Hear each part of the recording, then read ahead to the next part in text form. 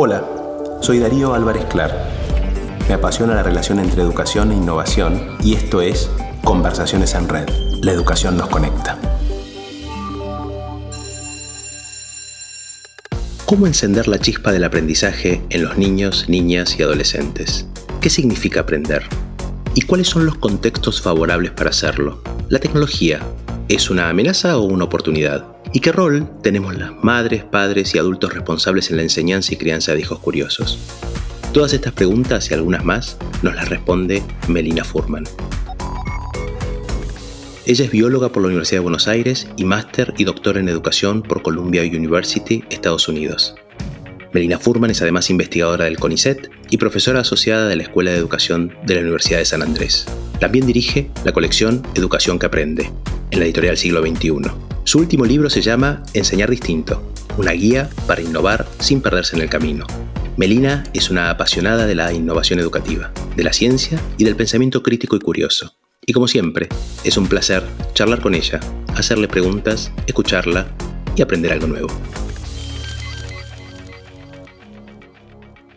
Hola Melina, un gusto, un placer encontrarnos en este espacio, de esta manera, en este nuevo lugar de Conversaciones en Red. Te recibimos como profesional, como inspiradora y como amiga. Gracias por tu tiempo. Hola Darío, me encanta estar acá. Gracias por invitarme. Bueno, para empezar, y sencillo, preguntas de esas, de las grandes, de las abiertas. ¿Qué es aprender? Una fácil, ¿no? Como para ver, si lo tuviéramos que definir, porque hay tantas definiciones de aprendizaje, pero te digo la mía. Aprender es abrir puertas a nuevos mundos que nos van enriqueciendo la vida, que nos ayudan a conocer cosas que antes no conocíamos, ampliar nuestro universo de ideas y también ir construyendo ciertas habilidades de pensamiento y de acción para toda la vida. Y siguiendo esta mención que vos hacés, que es tan profunda y a la vez simple, pienso, generalmente se creía que aprender se daba solo en la escuela. ¿Pero dónde aprendemos? ¿Cuáles son los entornos de aprendizaje? Hoy hablamos mucho de aprendizaje ubicuo, que creo que siempre ha sido así, pero hoy estamos más conscientes de que eso es así, que aprendemos en todas partes, aprendemos en casa y eso es clave en la crianza de los chicos, aprendemos por supuesto en la escuela, aprendemos en línea cada vez más.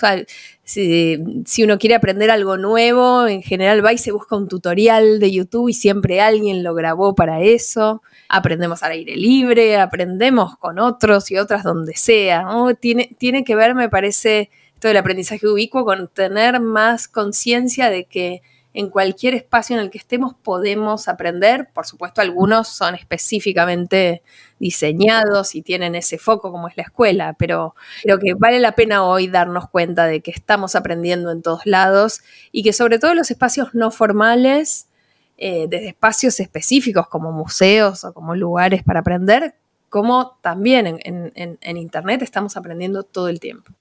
Hablas de espacios, hablas de experiencias y recién también hablabas de la tecnología. Y esta fue vista como un desafío para la educación, como lo fueron en tantas otras situaciones y en épocas otros objetos de la historia, el propio libro, la radio, la televisión. Hace algunas décadas atrás la tecnología fue vista como una amenaza, cuando hoy pareciera ser una gran oportunidad.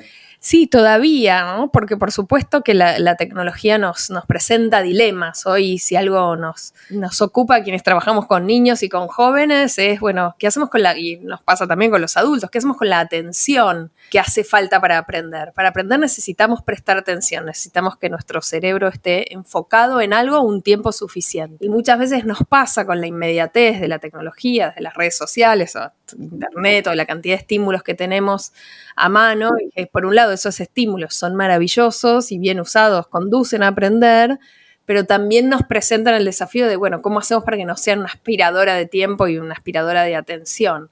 Entonces, creo que ahí está, ¿no? El cómo la usamos, para qué, cuándo sí, cuándo no, cómo la integramos también a propuestas que no sean 100% conectadas. Que sea amenaza u oportunidad tiene que ver justamente con nosotros, con cómo las ponemos a disposición.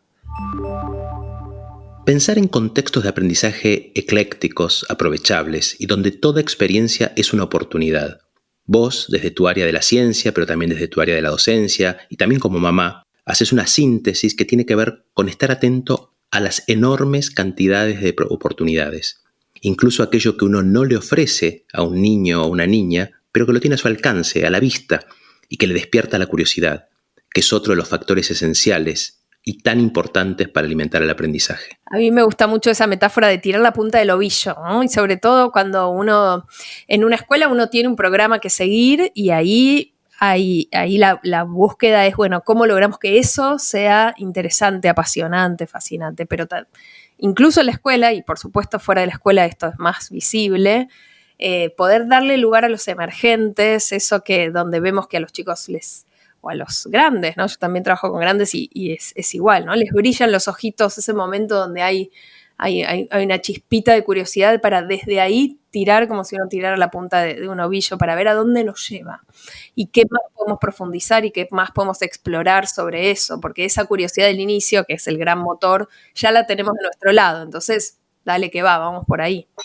En una propuesta educativa, si hablamos de un concepto quizás más tradicional, una de las grandes trabas que la escuela ha puesto es apagar la curiosidad, esas ganas de aprender toda la vida, como vos misma has dicho en tus libros. Y creo que a veces los adultos docentes, los que nos toca despertar esa curiosidad, tampoco cuidamos nuestra propia posibilidad de sorprendernos y curiosear. Y eso también se alimenta. Me parece que hay algo enorme ahí, ¿no? Porque obviamente la escuela no apaga la curiosidad adrede, no es como una decisión deliberada, vamos a lograr que los chicos detesten las matemáticas o detesten la biología o no les interese la historia. El modo en que las disciplinas se enseñan muchas veces tiene más que ver con, bueno, cuento cosas dadas pero de una manera muy árida, los chicos no terminan de entender por qué lo están aprendiendo, ni qué relación tienen con sus vidas, ni con nada, y están ahí de población cautiva, con un poco de suerte nos dan un poco de bolilla y los vamos a evaluar y prestan atención o no, pero rinden exámenes, ¿no? Hasta ahí lo tradicional, lo que vos decías. Y cuando cuidamos, yo trabajo mucho con docentes en formación de formadores, entonces parte de lo que yo encuentro que me da resultado es nosotros como adultos de buscar de lo que tenemos que enseñar, qué es lo que nos apasiona, qué es lo fascinante de la historia del programa que tenemos que enseñar de cuarto año, ¿no? ¿Qué es lo que nos convoca? ¿Cuáles son las grandes ideas que tenemos que enseñar? ¿Cuáles fueron las grandes preguntas de su momento o que hoy no tienen respuesta? O muy, muy chiquitos, ¿qué es lo que a nosotros nos gusta? ¿Por qué nos parece que un adolescente no se tendría que perder historia de cuarto año? ¿Qué es lo que no se puede perder de esto? Y desde ahí, desde alimentar eso, es como un gran primer camino para poder diseñar buenas secuencias de trabajo.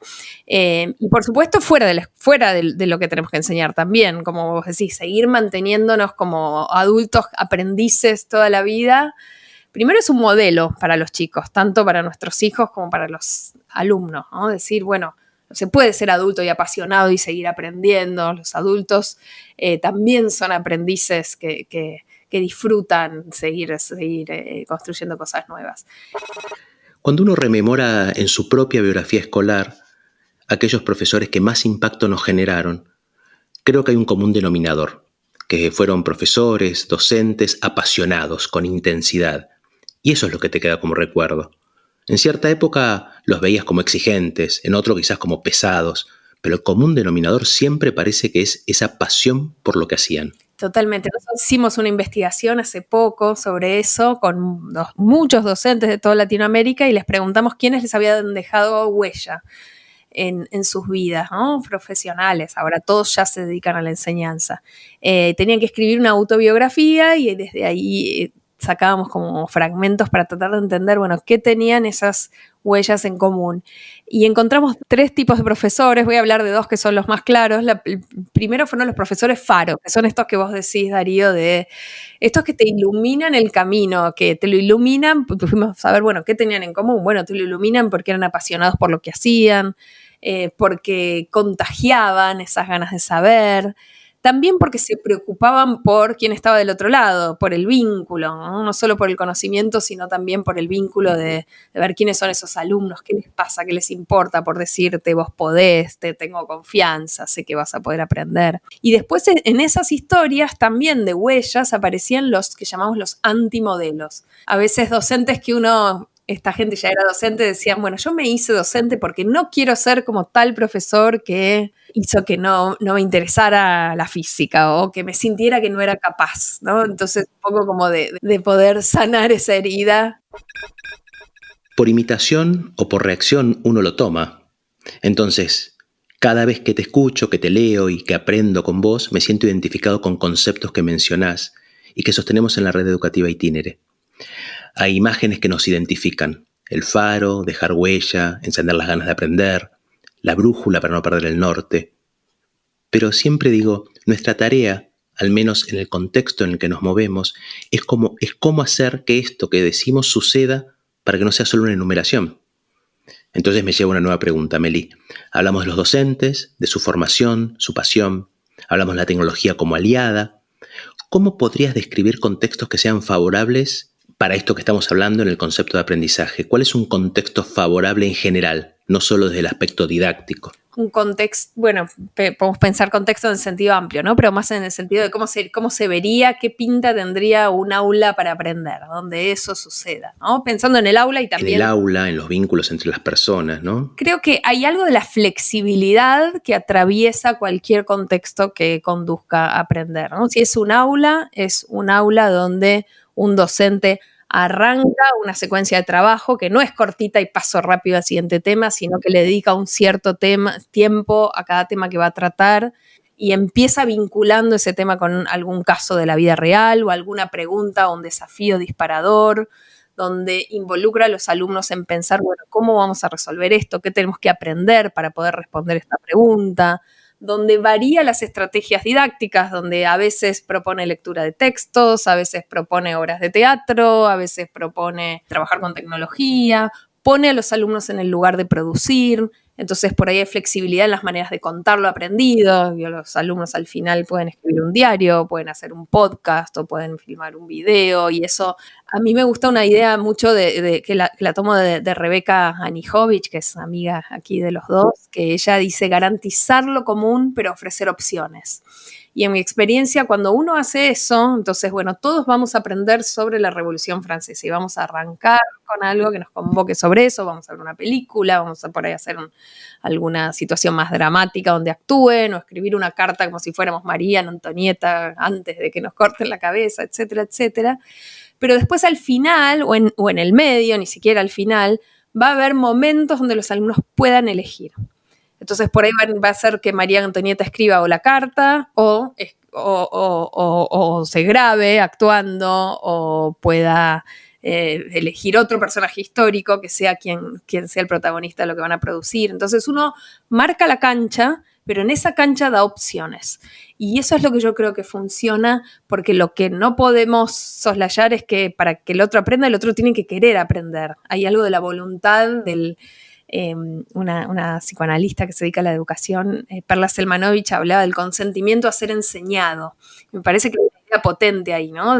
Por más que nosotros despleguemos nuestras plumas de pago real, si no hay una voluntad del otro lado, no alcanza. Entonces, sobre todo en estos tiempos donde realmente las personas estamos demasiado acostumbradas a elegir, quiero decir demasiado en el sentido de que tenemos tantas opciones, si eso está totalmente fuera de la situación de enseñanza, es difícil lograr el compromiso.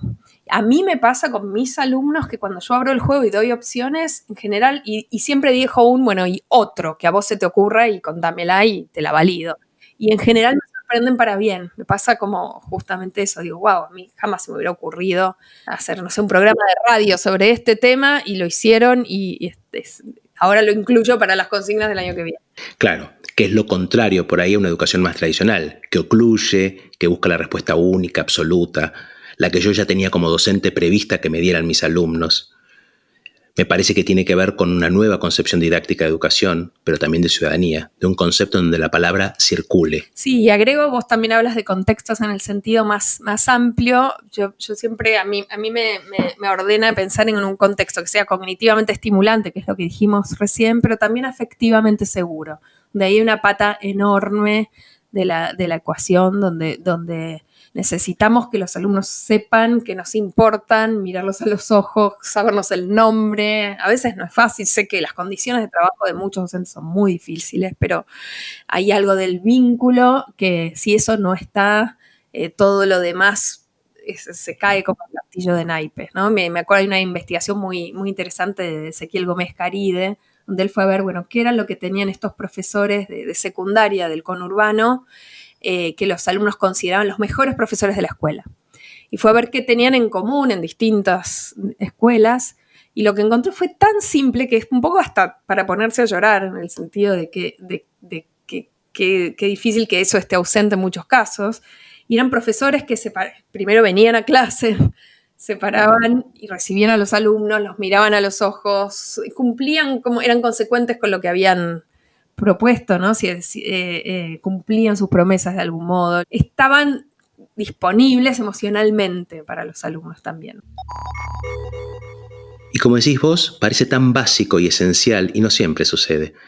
A mí como maestro, y después de todo mi trabajo con niños, niñas y jóvenes, siempre digo que nuestro mayor desafío es que nadie sea transparente en una comunidad educativa. La transparencia es lo peor que puede suceder, porque en esa transparencia se pierden oportunidades de abrazar, también de poner un límite de contención, de poder enseñar, de poder aprender del otro, de poder generar diálogos. Cuando vos mirás a alguien a los ojos y le decís, ¿hoy te pasa algo? Esa persona sintió mirada y ya no fue indiferente. Seguramente está presto a que le pasen más cosas en el contexto educativo, o en el deportivo, o en el familiar, pero se siente mirado y todos necesitamos ser mirados. Y agrego 2 cosas más a esto de los contextos que también tienen que ver con lo afectivamente seguro y con lo estimulante, y no siempre se puede, pero cuando se puede hay que abrazar esa oportunidad. Una es aprender en la naturaleza, aprender al aire libre. Y la otra es poner el cuerpo, ¿no? No solo en la clase de educación física, sino en todas las instancias de aprendizaje, cuando nos atraviesan el aprendizaje por el cuerpo, cuando es una experiencia, que es lo que decías al comienzo, ese aprendizaje queda, ¿no? Queda de otra manera. ¡Qué bueno! Te hago 2 preguntas, una más abierta y una más reflexiva. Cuando hablamos de estos procesos de enseñanza y de aprendizaje, vos has mencionado al respecto, incluso en tus espacios de reflexión, de cátedras y en los cursos del Baikal, y también en el libro Educar Niños Curiosos, ¿qué rol en la enseñanza y en el aprendizaje le cabe a los adultos que crían? Padres, madres, quienes acompañan, ¿cuál es el espacio de ellos? Son tan importantes y tienen tantas oportunidades que a veces las desperdiciamos. Yo creo que son esenciales, somos esenciales en los primeros años de vida, en los primeros años y en la etapa del jardín y la primaria, somos fundamentales para tejer de algún modo el vínculo de los chicos, de nuestros hijos con el conocimiento, con qué va a representar para ellos aprender para sus vidas, ¿no? Y eso se traduce en de qué charlamos cuando estamos en casa o en la mesa, o a qué jugamos, o cuánto los miramos, o qué lugar les damos a las propuestas que ellos nos traen para jugar juntos, o cuánto tiempo les dedicamos sin estar mirando el celular y distraídos nosotros, cuánto disponen de nuestra atención plena. Es en esas conversaciones, en esos juegos donde se teje ese vínculo con el saber, con el aprender, con incorporar estímulos de afuera, que creo que no nos damos cuenta lo importante que es, porque a veces sentimos que, bueno, yo ya elegí una escuela buena o estoy tranquilo con la escuela a la que los mando, y todo lo que pasa por afuera, en casa, los fines de semana, a la mañana, a la noche, en las vacaciones, es tanto, te diría, más importante en muchos casos que la escuela. Por supuesto, la escuela tiene ese rol ineludible y clave y salvavidas para tantos chicos y chicas, pero creo que darnos cuenta, primero darnos cuenta de lo importante que es, pero y además darnos cuenta de lo importante que es para nosotros como adultos, lo que nos enriquece, lo que nos rejuvenece, lo que nos divierte, ¿no? Poder encontrar desde dónde. No desde la obligación, desde la preocupación del deber ser, de que si no lo hago entonces va a tener consecuencias negativas, porque eso tiene vida corta, no funciona, sino más bien desde el disfrute. Una anécdota cortita de un amigo que él estaba muy preocupado porque quería que el hijo aprendiera tecnología y robótica, y le compró un kit de tecnología y robótica, y él odiaba la tecnología y la robótica, no le salía, no iba por ahí su propio interés ni disfrute. Entonces, un poco algunas veces lograron a construir algunas cosas, pero tanto él como el hijo estaban mirando el reloj para que se acabara ese rato, para después irse a leer juntos novelas de aventuras, que eso les encantaba y el tiempo fluía. Entonces, yo siempre que doy talleres para familias digo, busquen qué es lo que a ustedes los convoca. Puede ser cocinar, puede ser la huerta, puede ser bailar, hacer ejercicio, leer, hacer juegos de matemática, lo que sea, pero tiene que haber un disfrute propio de los adultos, porque en realidad es eso lo que estamos transmitiendo, no tanto el contenido específico, sino que aprender juntos es parte linda de la vida, nos hace linda la vida. Qué linda imagen que compartís. A veces les decimos a algunas familias en confianza que la educación nunca se debe tercerizar, se comparte. ¿Estás de acuerdo? Y se comparte en todos los sentidos, ¿no? Como bien decías, no en el viejo concepto de instrucción en que la escuela da información, sino se comparte en la posibilidad de sorprenderme, de aprender con vos, en contar experiencias, en poder presentar una duda y saber que ese hecho educativo, de aprendizaje, me hace salir distinto de cómo llegué, que cada día es una oportunidad de aprendizaje. Meli, para mí siempre es corto el tiempo de escucharte, pero por suerte todos te pueden leer, seguir, escuchar, cursar con vos. Ser un alumno tuyo es un lujo. Ser un lector tuyo abre mundos. Pero tengo una pregunta que no es original, pero es como para reafirmar algunos conceptos y como para cerrar este momento. ¿Cuál es para Melina Furman el valor trascendente de la educación? Ese valor ineludible, esa huella que va a dejar y que tiene que ver con las personas, pero también con las sociedades. Creo que la trascendencia pasa por esto de darnos alas, ¿no? Vuelvo a las metáforas, pero darnos alas para llegar más lejos de lo que podríamos haber imaginado a nivel individual, pero también a nivel colectivo. Por darnos alas y herramientas para resolver los problemas que tenemos y no sabemos cómo hacer como humanidad, para descubrir cosas nuevas que nos ayuden a todos, para generar proyectos que hagan que nuestra humanidad como colectivo llegue más lejos, pero no en un sentido exitista, sino de mejor, ¿no? De más juntos, de poder ir juntos hacia otros lugares que sin educación claramente no iríamos, y sobre todo en sociedades tan desiguales como la nuestra, donde parte de llegar juntos implica que todos puedan llegar.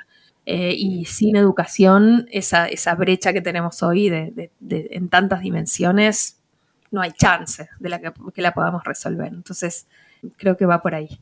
Meli, al principio presenté tus títulos. Ahora lo que agradezco es que seas una inspiradora, una hacedora, una persona tan humilde, pero que además dejas huellas. Así que gracias por este espacio.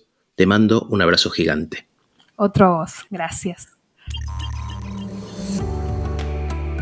Espero que hayan disfrutado de esta conversación con Melina Furman tanto como la disfruté yo. Su mirada del aprendizaje, de ampliar el universo de ideas y construir habilidades de pensamientos y acción. Y sobre todo, de cómo despertar la curiosidad de los niños, niñas y adolescentes. Curiosidad que potencia y que, como dijo ella en la entrevista, abre puertas a nuevos mundos que enriquecen la vida. Si te interesó escucharla, te recomiendo mucho sus libros Guía para criar hijos curiosos y Enseñar distinto, una guía para innovar sin perderse por el camino.